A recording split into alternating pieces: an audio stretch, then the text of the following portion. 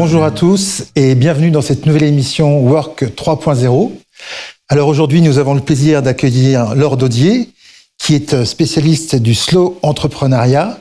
Et avant de nous définir en quelques mots cette nouvelle façon d'agir et de penser, peux-tu te présenter et nous expliquer donc ce que c'est que le slow entrepreneuriat? Oui, avec plaisir. Alors donc je m'appelle Laure Daudier, j'ai 38 ans, je suis maman de 2 petits garçons de 2 et 6 ans et je suis effectivement, je me suis spécialisée dans le slowpreneuriat, on peut dire slow entrepreneuriat aussi, depuis début 2021. Et je crois que je suis une grande idéaliste et je reste pas facilement face à la fatalité de certaines difficultés. Et par mon parcours, j'ai adopté ce mode de travail-là et en constatant qu'il y avait autant de gens qui constataient les difficultés dans l'entrepreneuriat, mais en laissant ça comme c'est comme ça, voilà. J'ai décidé d'accompagner d'autres gens sur ce chemin-là et puis de porter ce message, de porter cette nouvelle façon d'entreprendre un petit peu plus loin. Et de prendre la parole sur le sujet pour que ça se développe. Alors, ça veut dire quoi en quelques mots le slow entrepreneuriat? Alors, le slow entrepreneuriat, c'est vraiment la contraction du mouvement slow qui est né dans les années 80 et qu'on retrouve dans la slow food, la slow fashion, donc l'idée de faire moins et mieux, oui. Plus proche de ce qui est naturel, de ce qui est organique, mais appliqué à l'entrepreneuriat. Donc là où les modèles traditionnels et start-up vont généralement mettre le focus sur l'entité qu'est l'entreprise ou sur la satisfaction client et sur la croissance. Oui. Dans le slowpreneuriat, l'idée, c'est comment on peut entreprendre en profitant des talents de l'être humain qui crée l'entreprise et de son équipe éventuellement, en respectant leurs besoins et limites. Et à partir de ces paramètres-là, comment on peut faire moins et mieux. Et finalement, souvent, le moins, c'est plus une conséquence. C'est comment on peut arrêter de s'épuiser au service de projets et faire plutôt l'inverse. Faire capitaliser sur le bien-être des êtres humains pour avoir des beaux projets qui se développent. D'accord. Et cette façon d'agir et de penser, ça s'adresse plutôt à des freelances ou ça peut s'appliquer également à des grands groupes? Alors aujourd'hui, de mon constat, c'est beaucoup les indépendants solo, les freelances qui s'en emparent parce que je pense qu'on a une flexibilité qui fait qu'on maîtrise tous les maillons de la chaîne. Ceci dit, je remarque quand même depuis 6 mois, 1 an, un intérêt aussi des chefs d'entreprise parce que je crois que des problématiques de surcharge et de burn-out, il y en a dans toutes les typologies d'entreprises. C'est vrai qu'il va y avoir d'autres choses à prendre en compte, les problématiques RH par exemple, et puis certains objectifs financiers où il y a sans doute moins de souplesse. Mais ceci dit, je crois que c'est toujours comment on explore ça et comment on peut adapter ce mode de travail-là, peut-être sur des binômes dirigeants-équipes, parce qu'il n'y a pas de raison que les équipes ne bénéficient pas aussi de cette manière de travailler. D'accord. Et est-ce que tu aurais quelques exemples à nous donner, d'exemples concrets que tu as vécu, alors sans donner les noms évidemment, mais que tu pourrais partager avec nous aujourd'hui? Oui. Je vais commencer par le mien, mais je vais te partager aussi d'autres exemples de mes clientes.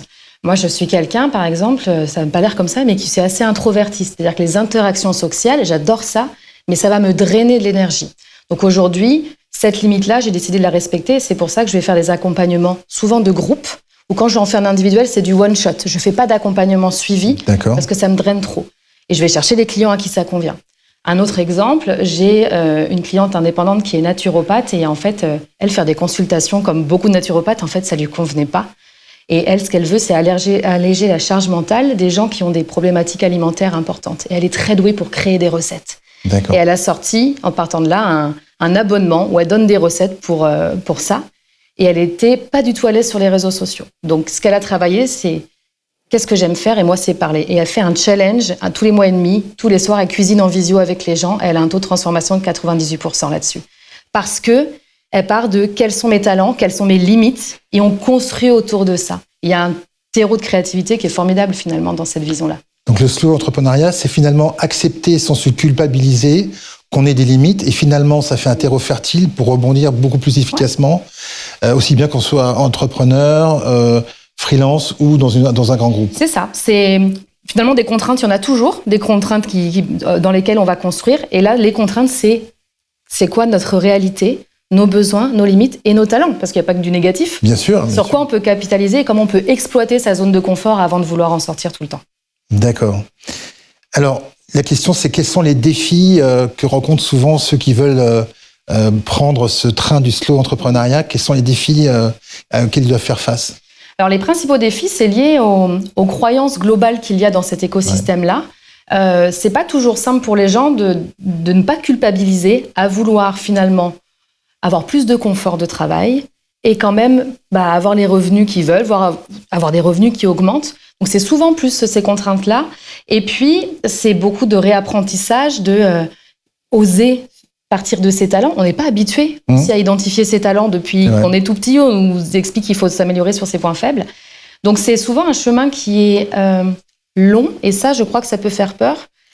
Et il y en a beaucoup qui s'arrêtent là. Alors que finalement, à chaque petite étape, il y a de l'amélioration. C'est plus un chemin d'amélioration continue.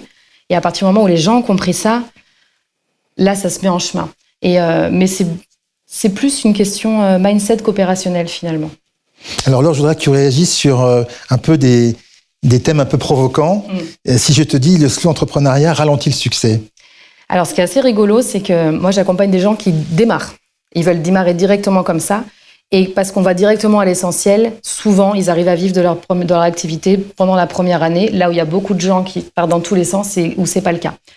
Après, si on compare évidemment quelqu'un qui veut avoir un business qui fait 1 million d'euros, là où aujourd'hui, on voit certains indépendants qui font ça sous format solopreneur en 1 ou 2 ans, là, si on a cette ambition, ça va peut-être mettre 6, 7 ans.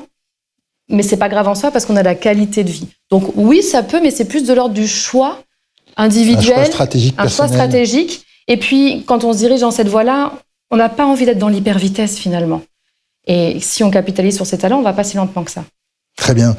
Le slow entrepreneuriat encourage la durabilité et la responsabilité sociale. Quelle est ta réaction ? Ça, je suis complètement d'accord avec ça. C'est la durabilité de l'être humain, déjà. C'est-à-dire ne pas se cramer en vol, parce que ça, finalement, c'est bon pour pas grand monde, ni pour nous, ni pour les clients et notre entourage. Et on prend plus le temps de la réflexion. Et quand on arrive à prendre soin de soi, je crois qu'on prend plus soin des autres et on est plus attentif. Effectivement, il y a un effet ricochet. C'est ça. Et là, dans l'idée de partir de l'humain, c'est quand on est solo, évidemment, on va partir de soi, mais même avec les gens avec lesquels on va travailler.